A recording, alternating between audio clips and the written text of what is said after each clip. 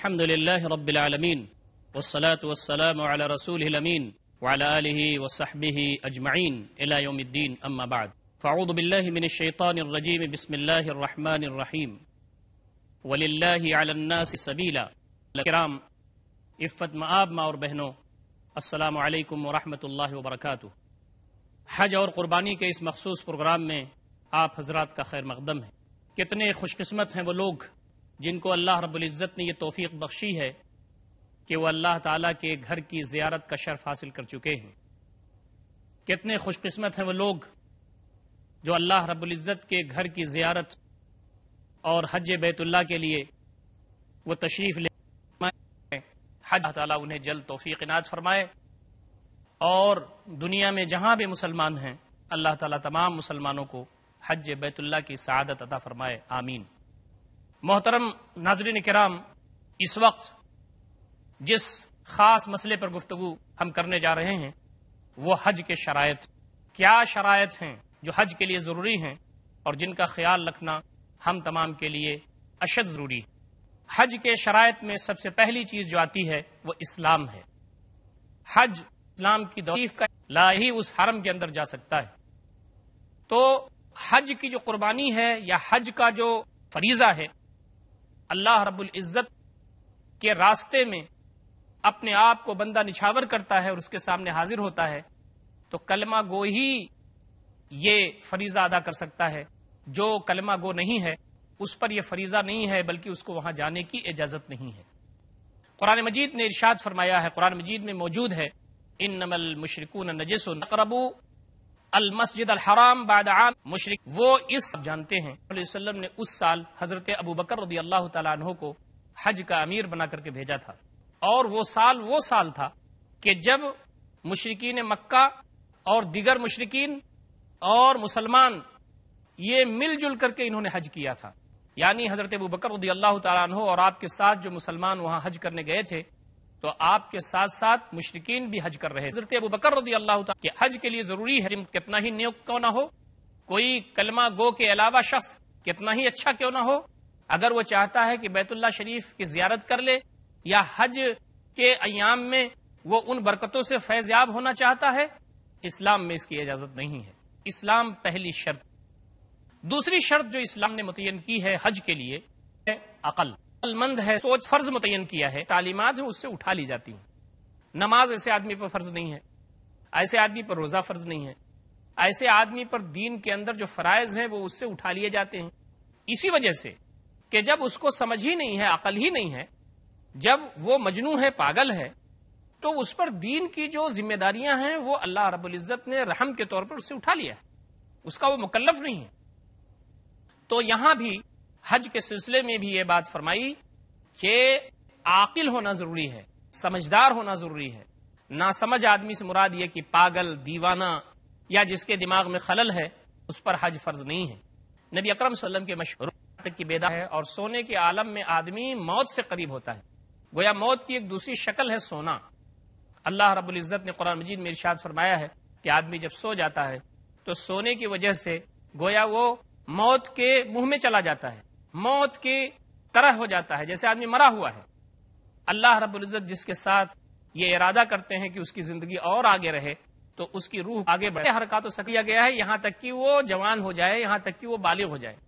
بچے کو بھی اللہ رب العزت نے یہ رحم فرمایا ہے کہ بچے کو بھی تکلیف کی ذمہ داری سے بری قرار دیا ہے، یعنی اس پر ذمہ داری نہیں ہے کہ وہ فرائض ادا کرے، اور فرائض ادا نہیں کرتا تو اس کی باز پرس ہو یا اس کے بارے میں نام اعمال اس کا تیار ہو رہا ہو اور اس کا گناہ لکھا جا رہا ہو۔ اسلام نے جو عمر طے کی ہے وہ اسلام بچے پر تو نماز پڑھنے کی جو تعلیم دی گئی ہے وہ یہ کہ اس کو مشق ہو، اس کی ممارست ہو اور وہ نماز پڑھنے کا عادی بنے۔ اسی طریقے سے روزہ رکھنا بھی بالغ ہونے کے بعد ہی فرض ہے، لیکن بچوں کو جو ہیبٹ دی جاتی ہے، ان کو جو عادت دلائی جاتی ہے وہ اسی لیے دلائی جاتی ہے کہ وہ مشق کر سکیں، ممارست ان کی ہو، اس کے عادی بنے، تاکہ جب بالغ ہوں تو یہ چیز ان پر بوجھ نہ ہو۔ روزہ رکھتے ہیں ان کو ان کی طرف سے اس کی رحمت، ان کے والدین کو بھی، تو وہ جب تک کہ وہ جاگ نہ جائے، وہ عن الصبی حتی یشب، بچہ یہاں تک کہ وہ بڑا ہو جائے، بالغ ہو جائے، وعن المعتوہ حتی یعقل، اور وہ مجنون وہ دیوانہ، وہ پاگل آدمی، یہاں تک کہ وہ عقل مند ہو جائے. ایک جگہ دوسری روایت میں آتا ہے وعن المجنون حتی یفیق، اور پاگل آدمی سے قلم اٹھا لیا گیا ہے، یعنی اس پر ذمہ درست ہو جائے. پاگل سے اور دوسروں کے لیے بھی مسائل اکرم صلی اللہ علیہ وسلم نے بتائی ہے، وہ ہے بلوغ. بچہ جب بالغ ہو جائے تب اس پر حج کرنا فرض ہے، بچوں پر حج فرض نہیں ہے. محترم ناظرین کرام، وقت ہو گیا ہے ایک چھوٹے سے وقفے کا. انشاءاللہ وقفے کے بعد ہم پھر حاضر خدمت ہوں گے اور جو حج کے شرح گفتگو صلی اللہ علیہ وسلم. حضرت ابو ہریرہ رضی اللہ عنہ نے کہا کہ رسول اللہ صلی اللہ علیہ وسلم نے فرمایا، رمضان کے بعد سب سے افضل روزے محرم کے روزے ہیں جو اللہ کا مہینہ ہے، اور فرض نماز کے بعد سب سے افضل نماز تہجد کی نماز ہے. صحیح مسلم جلد نمبر 2 کتاب الصیام حدیث نمبر 2611. اختلافات کے خاتمے کے لیے اللہ رسول کے آگے نہ بڑھو، اپنی طرف سے کوئی چیز دین میں نہ بڑھاؤ. موضوعات پہ مشورے کے لیے پیارے رسول صلی اللہ علیہ وسلم کی ایک ایک حرکت مسلمانوں کے لیے اسوہ اور نمونۂ عمل ہے. ڈاکٹر وسیع اللہ عباس. نبی کریم صلی اللہ علیہ وسلم کی اتباع ہر چھوٹی بڑی چیز میں ہمارے اوپر فرض ہے. انتشار کو روکنے کے لیے ائمہ کے اصول علم، اصول فقہ اور ان کے اقوال کو سامنے رکھ کے امت کو ایک کرنے کی کوشش کریں. ضروری ہے ائمہ اربع کے اصول و اقوال کی روشنی میں اتحاد امت. ہر منگل شام 4 بجے UK میں اور شام 5 بجے یورپ میں پیس ٹی وی اردو پر. پیس ٹی وی پیش کرتا ہے 30 سے زیادہ علماء کرام،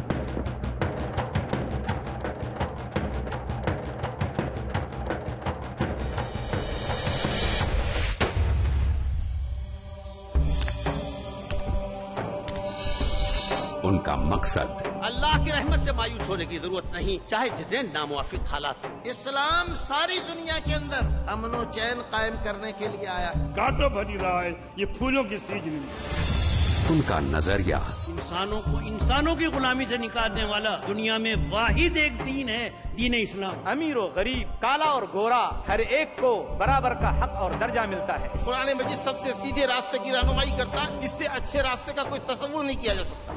ان کی کوشش سب کے سب مل کر اللہ کے دین کو، اللہ کی کتاب کو مضبوطی کے ساتھ تھام لو. سماج کے اندر، معاشرے کے اندر امن لانا چاہتے ہیں، انصاف کرنا ہوگا. قرآن کے بغیر نہ اس امت کی سربلندی ہے، نہ انسانیت کا کوئی حل ہے. امن اور انسانیت کو قائم کرنا. میرے محترم بزرگوں اور میرے عزیز بھائیوں، السلام علیکم ورحمۃ اللہ وبرکاتہ. اللہ سبحانہ و تعالیٰ کی رحمت برکت آپ سب پر ہو. امن اور انسانیت کو قائم کرنا ہے جن کا مقصد. دیکھیے راہ امن. اگلا پروگرام پیس ٹی وی اردو پر.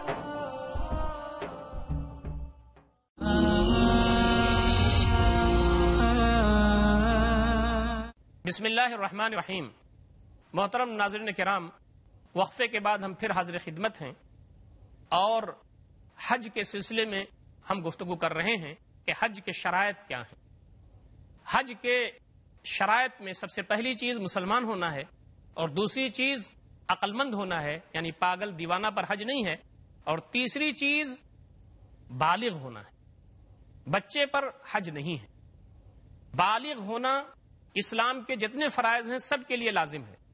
نماز ہے، روزہ ہے، حج ہے، یہ ساری چیزیں وہ ہیں کہ جب انسان یا بچہ بالغ ہو جاتا ہے تو یہ فرائض اس کے اوپر لازم ہو جاتا ہے.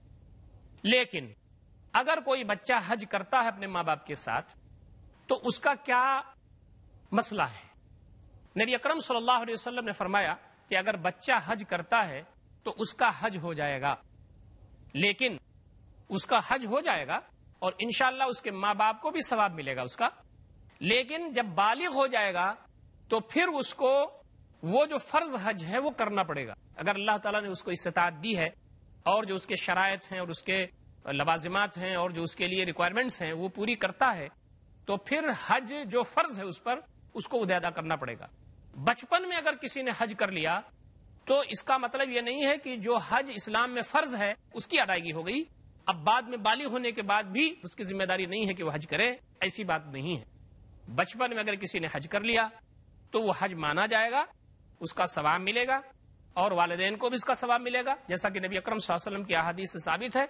اور جب وہ بالغ ہو جائے اور اس کی زندگی آگے رہے تو جو حج اسلام میں فرض ہے اپنے شرائط کے ساتھ اور اپنے آداب کے ساتھ، وہ حج پھر اس کو کرنا پڑے گا۔ اسی طریقے سے ایک شرط اور اسلام نے یہ لگائی ہے کہ آزاد ہونا۔ غلاموں کا تصور تھا، اب اللہ کا فضل ہے کہ آج غلامی ختم ہو چکی ہے، لیکن اگر کوئی غلام ہے تو غلام پر حج فرض نہیں ہے، اس لیے کہ تو اپنے مالک کا تابع دار ہے، اور جب تک مالک اس کو اجازت نہ دے، جب تک مالک کی طرف سے آمادگی نہ ہو، وہ حج نہیں کر سکتا۔ تو جب دوسروں کے دست نگر وہ ہے اور دوسروں کے قبضے میں ہے اور دوسروں کی ہدایات اور اس کی گویا کی رام، وقفے کے بعد ہم پھر حاضر خدمت ہیں اور حج کے سلسلے میں ہم گفتگو کر رہے ہیں کہ حج کے شرائط کیا ہیں۔ حج کے شرائط میں سب سے پہلی چیز مسلمان ہونا ہے، اور دوسری چیز عقل مند ہونا ہے، یعنی پاگل دیوانہ پر حج نہیں ہے، اور تیسری چیز بالغ ہونا ہے، بچے پر حج نہیں ہے۔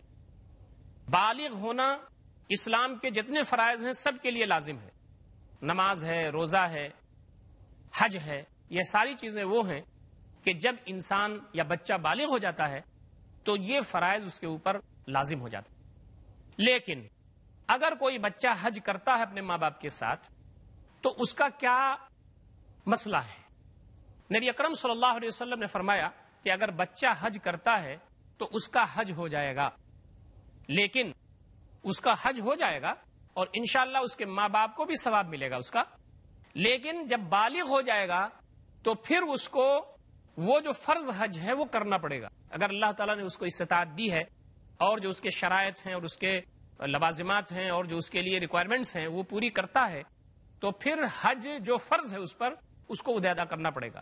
بچپن میں اگر کسی نے حج کر لیا تو اس کا مطلب یہ نہیں ہے کہ جو حج اسلام میں فرض ہے اس کی ادائیگی ہو گئی، اب بعد میں بالغ ہونے کے بعد بھی اس کی ذمہ داری نہیں ہے کہ وہ حج کرے، ایسی بات نہیں ہے۔ بچپن میں اگر کسی نے حج کر لیا تو وہ حج مانا جائے گا، اس کا ثواب ملے گا اور والدین کو بھی اس کا ثواب ملے گا، جیسا کہ نبی اکرم صلی اللہ علیہ وسلم کی احادیث سے ثابت ہے۔ اور جب وہ بالغ ہو جائے اور اس کی زندگی آگے رہے تو جو حج اسلام میں فرض ہے اپنے شرائط کے ساتھ اور اپنے آداب کے ساتھ، وہ حج پھر اس کو کرنا پڑے گا۔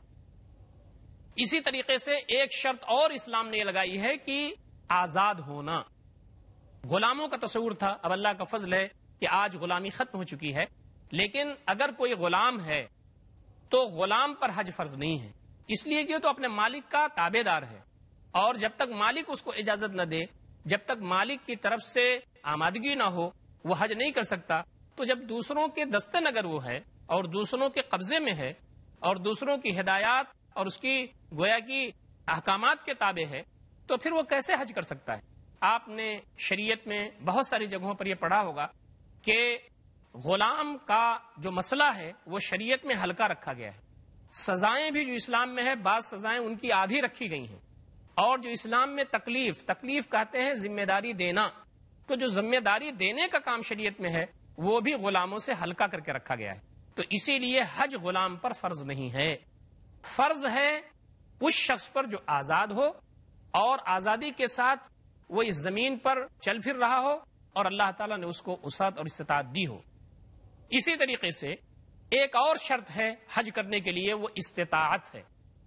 قرآن مجید کی مشہور آیت ہے وَلِلَّهِ عَلَى النَّاسِ حِجُّ الْبَيْتِ مَنِ اسْتَطَاعَ إِلَيْهِ سَبِيلًا، اللہ تعالیٰ کا یہ حق ہے لوگوں پر کہ بیت اللہ شریف کا حج کریں جس کو اللہ رب العزت نے وہاں جانے کی استطاعت دے رکھی ہے یا وہاں پہنچنے کی راستہ پانے کی استطاعت رکھتا ہے۔ اللہ رب العزت نے یہ کرم کیا، احسان کیا کہ اس نے استطاعت کی شرط رکھی ہے۔ اب استطاعت کی شرط میں چند چیزیں آتی ہیں، محترم ناظرین کرام، اس کا بھی غور سے ہم کو مطالعہ کرنا چاہیے۔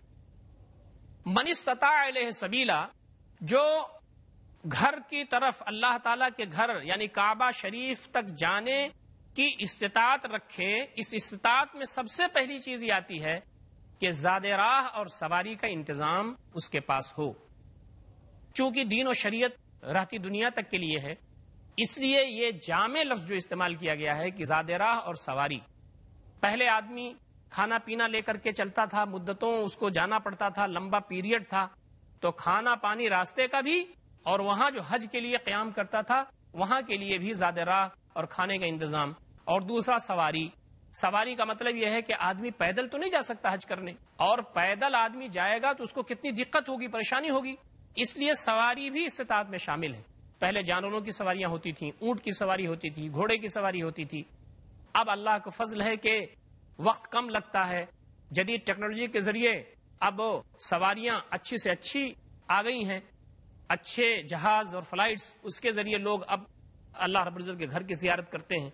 تو آدمی کو کھانے پینے کا انتظام اس کا ہو، اور وہاں تک پہنچنے کا جو خرچ ہے سواری کا وہ اس کے پاس میسر ہو۔ ایک چیز تو یہ ہے جس کے بارے میں کہا گیا ہے کہ جانے آنے کا، جاتے ہوئے بھی اور آتے ہوئے بھی کیا اندازہ ہو سکتا ہے اس کا، کہ اسے کھانے پینے میں کیا خرچ ہو سکتا ہے، اس کا تخمینہ کر لے، کچھ زیادہ ہی رکھ لے، اور آنے جانے کی جو سواری کا خرچ ہے اس کا بھی اندازہ کر لے، تو پھر اندازہ اس کو ہو جائے گا کہ مجھے کتنے میں حج ہو سکتا ہے۔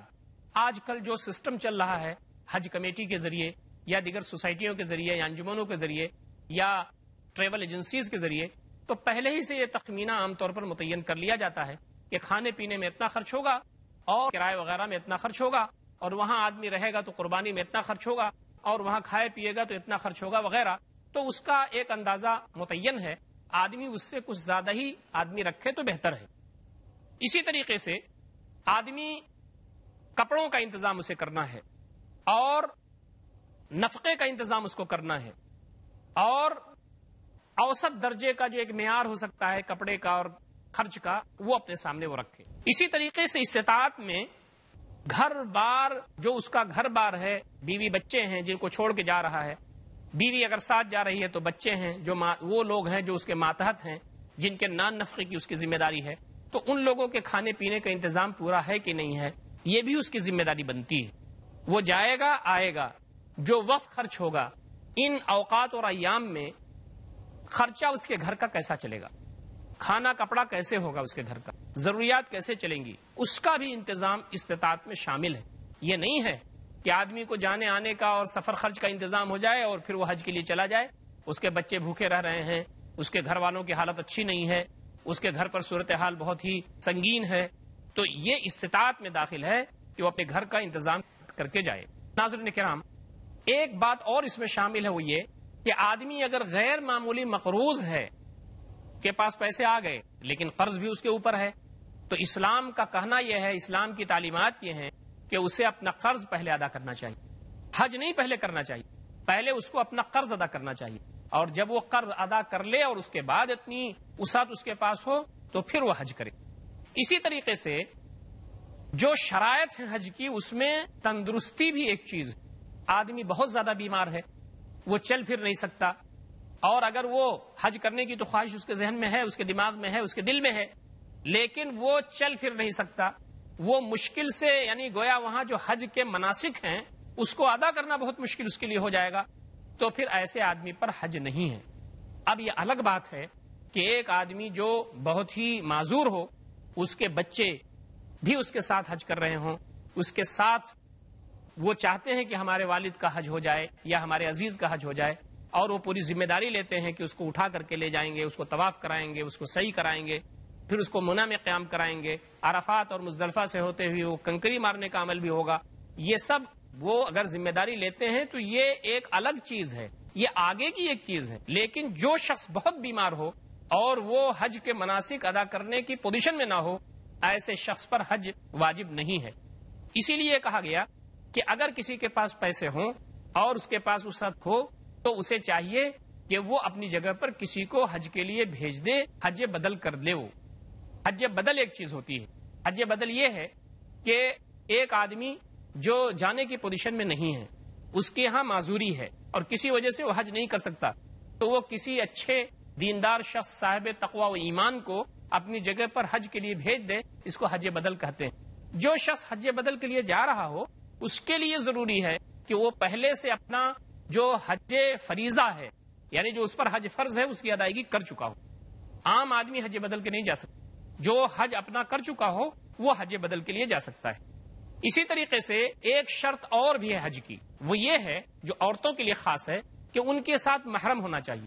ساری استطاعت موجود ہے اور وہ اللہ تعالیٰ کے گھر کی زیارت وہ خاتون کر سکتی ہے، مال بھی ہے، اسباب بھی ہے اور کھانے پینے کا انتظام بھی ہے، سفر خرچ کا انتظام ہے، سب کچھ ہے، اس سے زائد ہے، وہ حج کر سکتی ہے، لیکن اس کے پاس محرم نہیں ہے۔